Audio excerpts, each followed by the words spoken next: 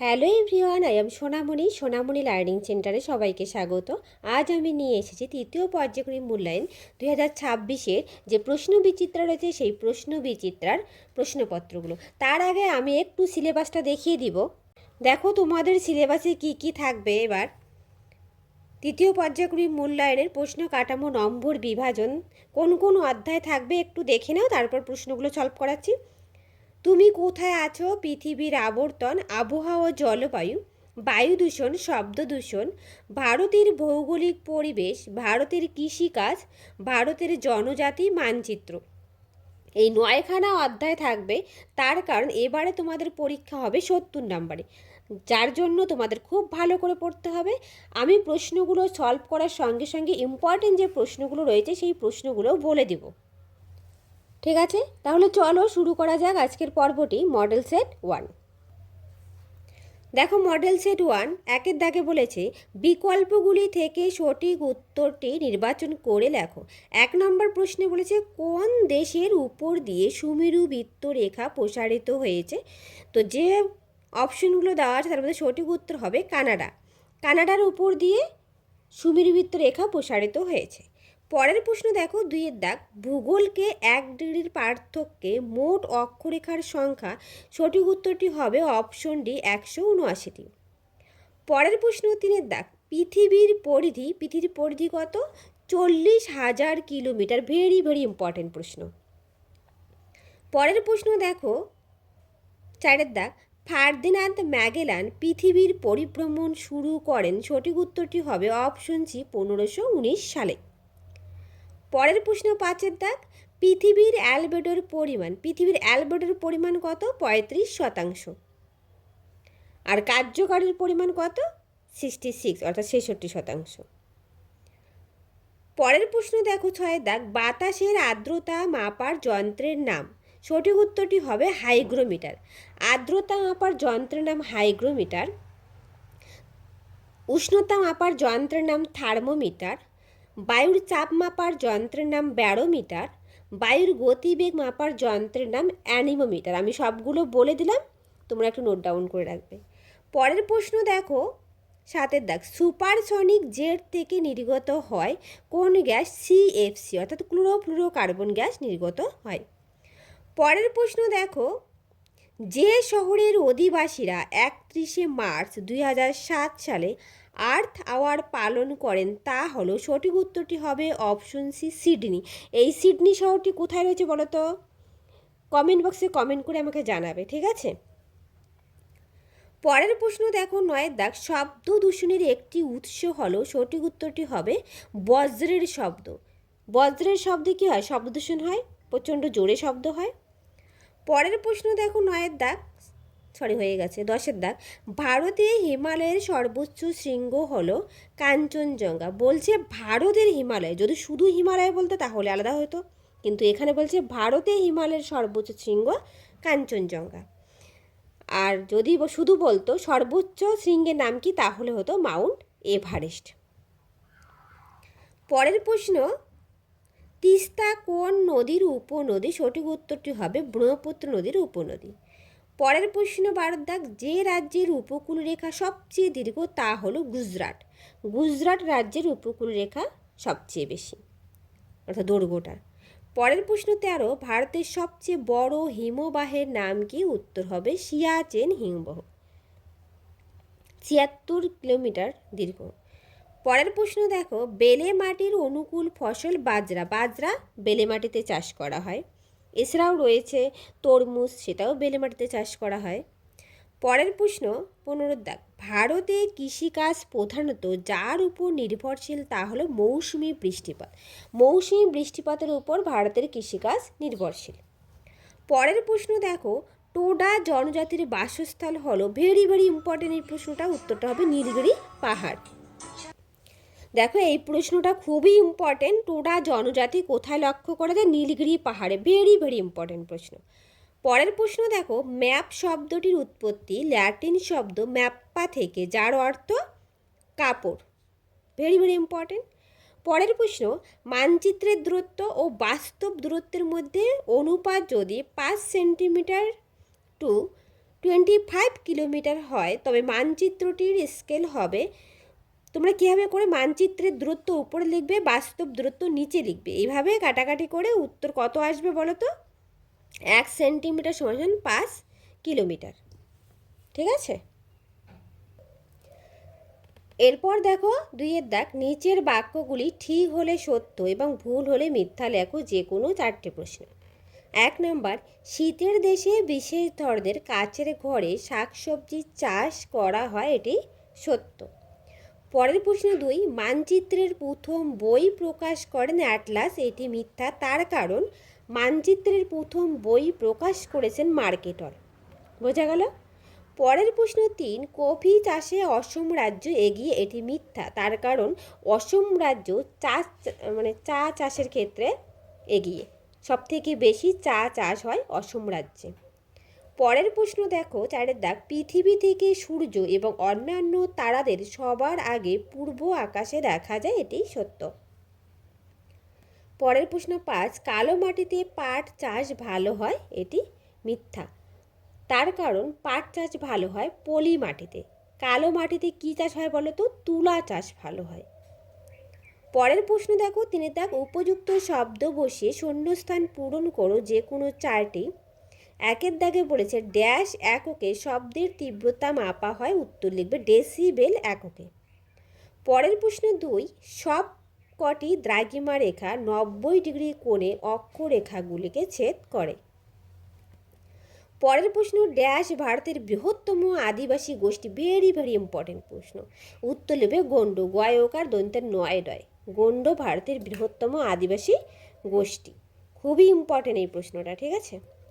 পরের প্রশ্ন দেখো 4 দাগ, আমাদের দেশের উষ্ণ ও আর্দ্র জলবায়ুকে ড্যাশ মৌসুমী জলবায়ু বলে, উত্তর লিখবে ক্রান্তীয়।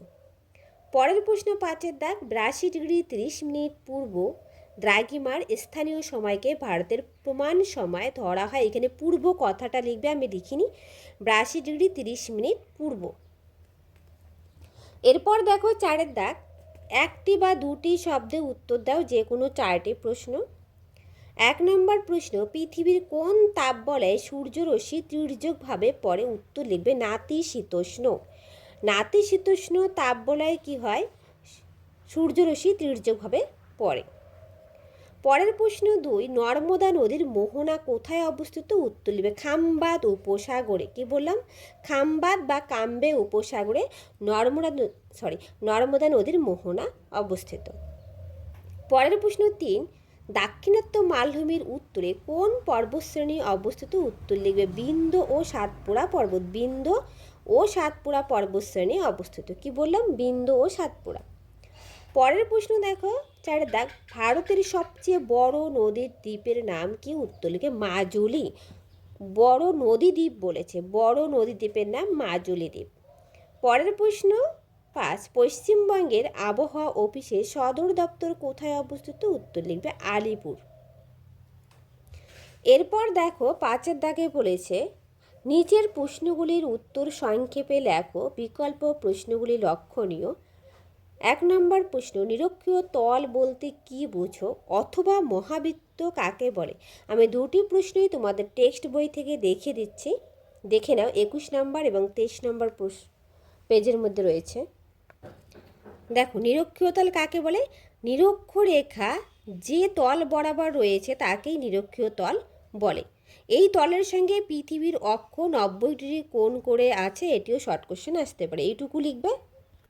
এবার দেখো মহাবৃত্ত, যে পূর্ণ বৃত্তরেখা পৃথিবীকে সমান দুটি অংশে ভাগ করা হয় তাকে মহাবৃত্ত বলা হয়। দুটি দ্রাঘিমা রেখার মিলিত বৃত্তরেখা একটি পূর্ণবৃত্ত তৈরি করে। তাহলে কি বললাম? যে পূর্ণবৃত্ত রেখা পৃথিবীকে সমান দুটি অংশে ভাগ করে সেটাই হচ্ছে মহাবৃত্ত। পরের প্রশ্ন দেখো 2 দাগ, গ্রামাঞ্চলে শব্দ দূষণের উৎস কি কি অথবা মানুষের শরীরে শব্দ দূষণের প্রভাব কি কি? দুটোই আমি টেক্সট বই থেকে দেখাবো। প্রথমে দেখাবো গ্রামাঞ্চলের শব্দ দূষণের উৎস 62 পৃষ্ঠা এবং মানুষের শরীরে শব্দ দূষণের প্রভাব কি কি সেটা 64 পেজ। চলো দেখো, গ্রামাঞ্চলের শব্দ দূষণের উৎসগুলো আমি লিখে রেখেছি। উৎসব অনুষ্ঠানে উচ্চস্বরে বাজানো মাইকের আওয়াজ, যানবাহন ও হর্ন। 3 বাজি ও পটকা ফাটানোর আওয়াজ। 4 গ্রামের পাশ দিয়ে যাওয়া ট্রেনের আওয়াজ। এগুলি হচ্ছে গ্রামের শব্দ দূষণের উৎস। এবার দেখো পরের প্রশ্নের উত্তর। শব্দ দূষণের ফলে কি কি হয়? শব্দ দূষণের ফলে শোনার ক্ষমতা ধীরে ধীরে কমে যেতে পারে। যারা কলকারখানায় কাজ করে বা যারা খুব জোরে গান বাজনা শোনে তাদের এই সমস্যা হয়। তারপর লিখবি অনেকক্ষণ ধরে জোরে বা একঘেয়ে শব্দ বিরক্তি, যন্ত্রণা, ক্লান্তি নিয়ে আসে, যার ফলে কাজে ভুল হয়, কাজ করতে ভালো লাগে না। তারপর লিখবে উচ্চ রক্তচাপ, অনিদ্রা, হৃৎপিণ্ডের রোগ, চোখের রোগ, পেশির উত্তেজনা, স্নায়ুর দুর্বলতা, হজমের সমস্যা, পাকস্থলীর রোগও হতে পারে। তোমরা কি করবে?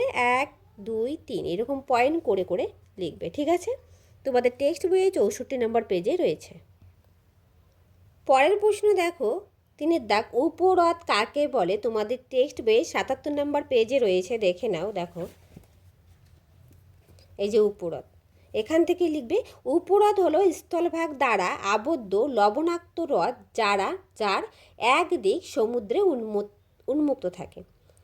কি বলছে? উপহ্রদ হলো স্থলভাগ দ্বারা আবদ্ধ, অর্থাৎ চারপাশে স্থলভাগ থাকবে, লবণাক্ত হ্রদ লবণাক্ত হবে এবং যার একদিকে সমুদ্র উন্মুক্ত হবে।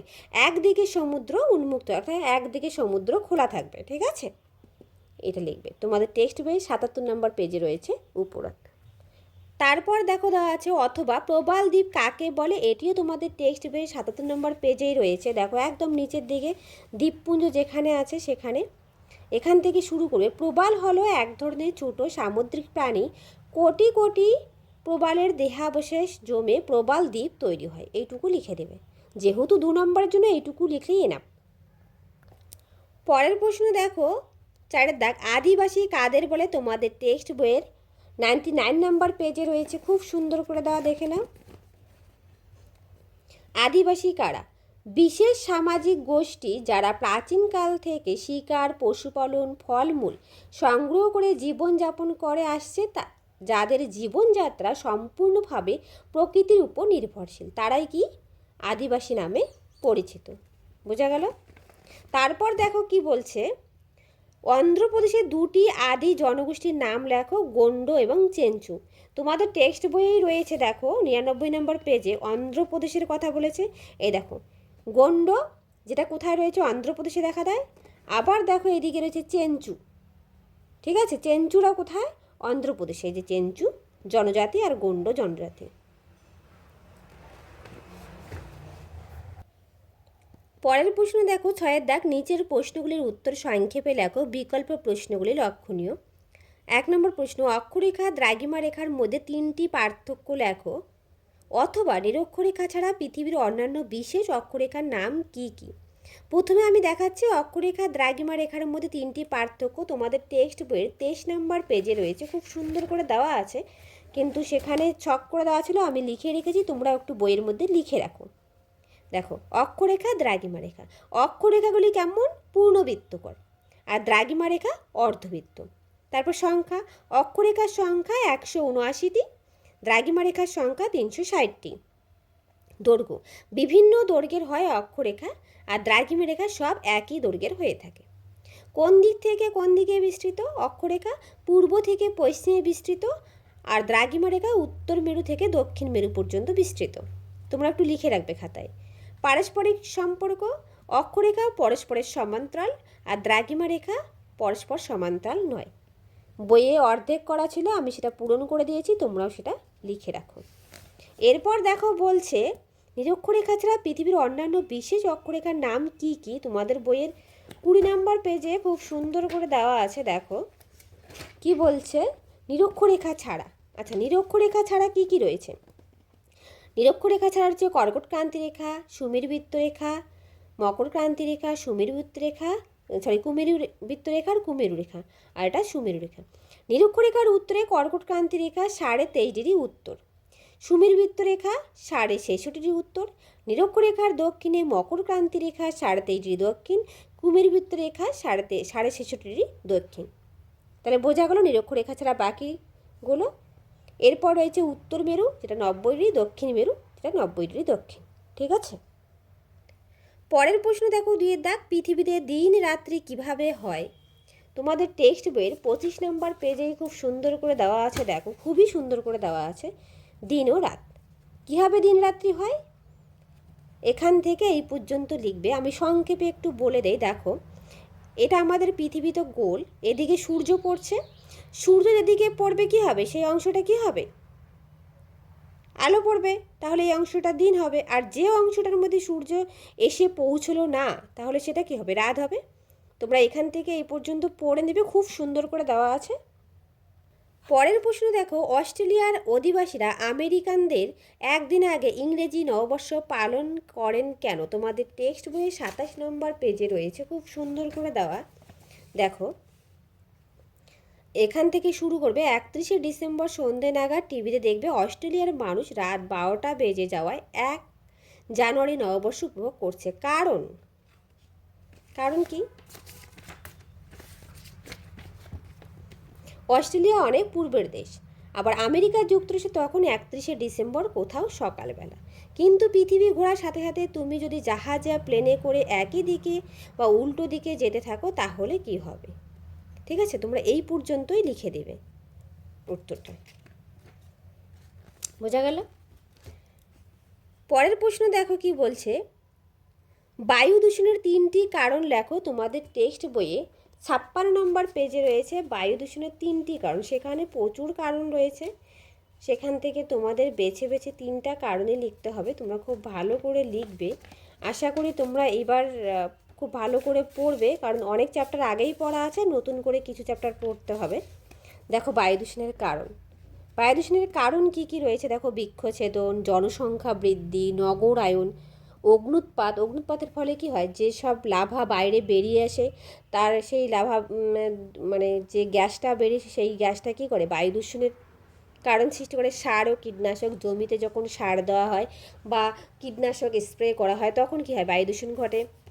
তারপরে শিল্পায়ন যেমন বলি হচ্ছে ইট ভাটার যে শিল্পটা রয়েছে, সেখানে কী হয়, যখন ইট পোড়ানো হয় তখন যে ধোঁয়াটা বের হয় উপর দিয়ে, সেটাও আমাদের বায়ু দূষণ ঘটায়। দাবানল, যখন গাছে গাছে ঘষা লেগে দাবানলের সৃষ্টি হয়, পুড়ে যায়, সেখানে কার্বন ডাই অক্সাইড সৃষ্টি হয় যেই ধোঁয়ার মধ্যে, সেটা আমাদের বায়ু দূষণ ঘটায়। ধূলিঝড় একইভাবে বায়ু দূষণ ঘটায়। যানবাহনের ধোঁয়া, যে গাড়ি ঘোড়াগুলো চলে, সেই গাড়ি ঘোড়ার থেকে যে ধোঁয়াটা বের হয়, সেটা বায়ু দূষণ ঘটায়। তারপর বিস্ফোরণ, বিভিন্ন ধরনের বিস্ফোরণের ফলেও, যেমন পারমাণবিক বোমার বিস্ফোরণের ফলে বায়ু দূষণ ঘটে। বোঝা গেল? আমি জাস্ট একটু বুঝিয়ে দিলাম। তারপর দেখো, তোমার ঘরে কীভাবে বায়ু দূষণ প্রতিরোধ করবে। এবার আমি বায়ু দূষণ প্রতিরোধ করব কি করে? বায়ু দূষণ তো ঘটলো, কীভাবে প্রতিরোধ করব? দেখো, যেহেতু ঘরের কথা বলেছে, ঘরের ভিতরে উনুন, গ্যাস বা স্টোভে রান্নার সময় ধোঁয়া বেরোনোর জন্য ঘর খোলামেলা রাখবে। এই পয়েন্টটা লিখবে, যেহেতু ঘরের কথা বলেছে। ঘরের ভিতর আবর্জনা ফেলার পাত্রটা সব সময় ঢাকা দিয়ে রাখবে। ঘরের দেওয়াল, জানলা, দরজা রং করার সময় বাতাস চলাচলের জন্য ঘর খোলামেলা রাখবে। দরকার না থাকলে ঘরের আলো বা পাখা জ্বালিয়ে রাখবে না। মশা তাড়ানোর ধূপ না জ্বালিয়ে মশারি ব্যবহার করে স্বাস্থ্যের ক্ষতি হবে না। তারপর ঘরের মধ্যে কেউ ধূমপান করলে তার ক্ষতিকারক ধোঁয়া ঘরের বাতাসে মিশে অন্যদেরও ক্ষতি করে, তাই ঘরের মধ্যে ধূমপান করতে বাধা দেবে, বুঝিয়ে বলবে। তাহলে 58 নম্বর পেজে রয়েছে খুব সুন্দর করে দেওয়া কিভাবে প্রতিরোধ করব।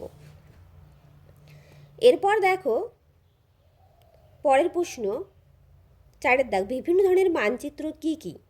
তাহলে আমাদের মানচিত্র চ্যাপ্টারে যেতে হবে। বিভিন্ন ধরনের মানচিত্রগুলো কি কি রয়েছে তোমাদের টেক্সট বইয়ের 104 নম্বর পেজে। বিভিন্ন ধরনের মানচিত্র, দেখো বিভিন্ন ধরনের মানচিত্র কি, এখান থেকেই পড়বে। মানচিত্রে বিভিন্ন ধরনের তথ্য বিষয় উপস্থাপন করা যায়। যেসব মানচিত্রে প্রাকৃতিক বিষয়, পর্বত, মালভূমি, সমভূমি, নদ নদী, স্বাভাবিক উদ্ভিদ ইত্যাদি দেখানো হয়, সেগুলি প্রাকৃতিক মানচিত্র। আবার রাজনৈতিক মানচিত্রে দেশ, রাজ্য, জেলার অবস্থান, সীমানা ইত্যাদি দেখানো হয়।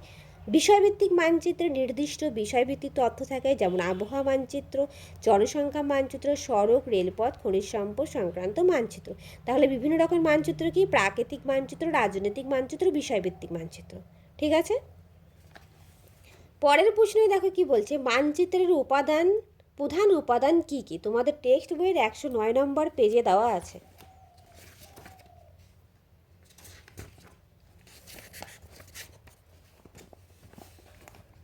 দেখো 109 নম্বর পেজে একদম নিচের দিকে মানচিত্রের অপরিহার্য উপাদান খুব সুন্দর করে দেওয়া আছে। শিরোনামে মানচিত্রের বিষয়বস্তুর ধারণা, উত্তর দিক দেখানো তীরচিহ্ন দিক নির্ণয় করা যায়। স্কেল কি? মানচিত্রের নির্দিষ্ট দুটো স্থানের মধ্যে দূরত্ব জানা যায়। নির্দেশিকা, মানচিত্রে ব্যবহৃত প্রতীক চিহ্ন, রং, অক্ষরের অর্থ বোঝা যায়। এগুলো অপরিহার্য উপাদান লিখে দেবে। এরপর দেখো 7 দাগে নিচের প্রশ্নগুলির উত্তর দাও, বিকল্প প্রশ্নগুলি লক্ষণীয়। 1 নম্বর বলছে বায়ুর তাপমাত্রা পৃথিবীর সব জায়গায় এক রকম হয় না কেন? অথবা বায়ুমণ্ডল উত্তপ্ত হওয়ার পদ্ধতিগুলি আলোচনা করে। দুটোই তোমাদের টেক্সট বই রয়েছে, আর আমি প্রত্যেকটা প্রশ্নই টেক্সট বই থেকেই দেখিয়ে দিব, তার কারণ টেক্সট বই সবার কাছে রয়েছে। তাহলে 1 নম্বর প্রশ্ন, বায়ুর তাপমাত্রা পৃথিবীর সব জায়গায় এক রকম হয় না কেন? চলো এটা দেখানো যাক। দেখো উত্তর, বায়ুর তাপমাত্রা পৃথিবীর সব জায়গায় একরকম হয় না কেন? এখান থেকে এই পর্যন্ত লিখে দেবে। কেমন? এইটুকু লিখলেই হয়ে যাবে। এইটুকু পারলে একটু ছবিটা আঁকবে, কম অঞ্চলে বেশি তাপ, বেশি অঞ্চলে কম তাপ, ঠিক আছে?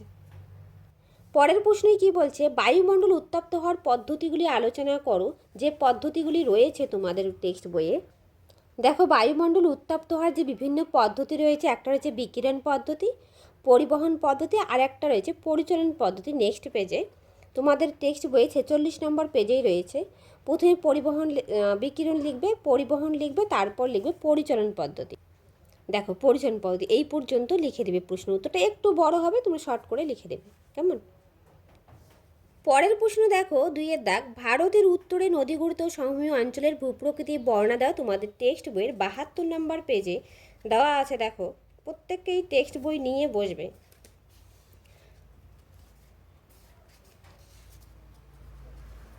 দেখো নদীগঠিত সমভূমি এখান থেকে শুরু করবে, 2 দেওয়া আছে। উত্তরে হিমালয়ের পার্বত্য অঞ্চল, এখান থেকে এই পর্যন্ত লিখে দেবে। এইটুকু লিখলেই হবে, ঠিক আছে? পরের প্রশ্ন দেখো, অথবা হিমালয়ের সমান্তরালে পর্বতশ্রেণীগুলির নাম লেখো এবং যে কোনো একটি ভূপ্রকৃতির বর্ণনা দাও। তোমাদের টেক্সট বইয়ের 71 নম্বর পেজে এই যে উত্তরের পার্বত্য অঞ্চল এখান থেকে শুরু করবে। শুরু করে তোমাদের যে কোনো একটি লিখতে বলছে। তোমরা হিমাদ্রি লিখতে পারো, ঠিক আছে, বা হিমালয়ে লিখতে পারো। হিমালয় একটা পয়েন্ট করে এখানে হিমালয়ের কথাটা একবারে দিয়ে রাখছে। উত্তরের পার্বত্য অঞ্চল এখানে কয়েকটি ভাগে ভাগ করা হয়ে থাকে, 2টি ভাগে, হিমালয় এবং হিমাদ্রি। তোমরা যে কোনো একটা লিখবে, বোঝা গেল? এখান থেকে শুরু করে এই পর্যন্ত লিখবে। এইটুকু লিখলেই হয়ে যাবে প্রথম প্রশ্নটার উত্তর।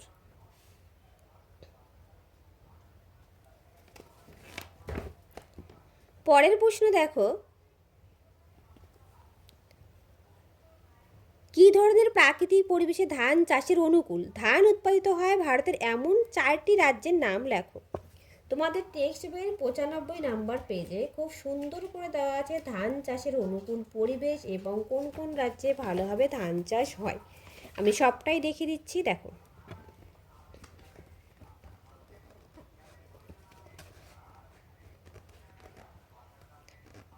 ধান উষ্ণতা লিখবে প্রথমে 22 থেকে 32 ডিগ্রি সেলসিয়াস। বৃষ্টিপাত লিখবে 150 থেকে 300 সেমি। মাটি কেমন? পলিযুক্ত দোআঁশ মাটি, জমিতে জল দাঁড়িয়ে থাকা প্রয়োজন। তারপর বলছে 4টি রাজ্যের নাম লিখতে বলেছে, ঠিক আছে? 4টি রাজ্যের নাম তোমরা কি কি লিখবে? পশ্চিমবঙ্গ, দেখো পশ্চিমবঙ্গ, অসম, বিহার, পাঞ্জাব, তামিলনাড়ু, উড়িষ্যা, উত্তরপ্রদেশ, মহারাষ্ট্র, কর্ণাটক। যে কোনো 4টা রাজ্যের নাম লিখবে এখান থেকে, পশ্চিমবঙ্গ, অসম, বিহার, উড়িষ্যা, তামিলনাড়ু, ঠিক আছে?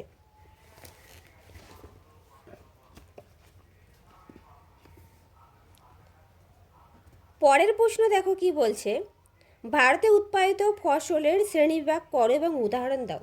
ভারতে উৎপাদিত ফসলের শ্রেণীবিভাগ খুব সুন্দর করে দেওয়া আছে। দেখো ভারতে উৎপাদিত ফসল, খাদ্য ফসল ধান, গম, মিলেট, সবজি ফসল আলু, পটল, বেগুন, তন্তুজাতীয় ফসল তুলো, পাট, পানীয় ফসল চা, কফি, অন্যান্য ফসল ডাল, তৈলবীজ, রবার। এইটুকু লিখবে। পরের প্রশ্ন দেখো কি বলছে, আচ্ছা এরপর 4 নম্বর, প্রশ্নপত্রের সঙ্গে প্রদত্ত ভারতের রেখা মানচিত্রে নিম্নলিখিতগুলি উপযুক্ত প্রতীক ও নাম সহ চিহ্নিত করো। আন্দামান নিকোবর দ্বীপপুঞ্জ, কারাকোরাম পর্বত, গোদাবরী নদী, মরু মাটি অঞ্চল এবং সুন্দরবন অঞ্চল। এটা তোমাদের একটা ম্যাপ দিবে, সেই ম্যাপ থেকেই করতে হবে। আমি দেখি যতটা দেখানো যেতে পারে আমি একটু দেখিয়ে দেই, ঠিক আছে। কারাকোরাম পর্বত রয়েছে,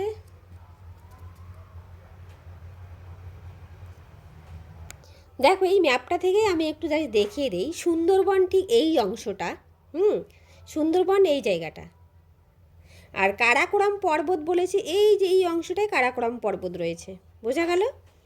এবার তারপর কি ছিল ভুলে গেছি, দাঁড়াও। গোদাবরী নদী, গোদাবরী নদী, এই যে গোদাবরী নদী এই অংশটা দেখাই যাচ্ছে, এই অংশ এই ভাঁজটার মধ্যে গোদাবরী নদী। তারপর কি রয়েছে, মরুমাটি আর সুন্দরবন। আচ্ছা মরুমাটি, এই যে মরু অঞ্চলে যেটা মাটি রয়েছে এটা হচ্ছে মরুমাটি, এটা হচ্ছে মরুমাটি। আর সুন্দরবন যে অংশটা বললাম এটা হচ্ছে সুন্দরবন, আন্দামান নিকোবর দ্বীপপুঞ্জ এই অংশটা, বোঝা গেল। তাহলে আজ রইল এ পর্যন্ত, আবার দেখা হবে নতুন আর একটা ভিডিওতে। যদি ভিডিওটা ভালো লেগে থাকে প্লিজ একটা লাইক শেয়ার অ্যান্ড কমেন্ট করবে, আর যারা নতুন সাবস্ক্রাইব করে পাশে থাকবে। Thank you everyone. পরের দিন আমি 2 নম্বর সেটটা নিয়ে আসবো।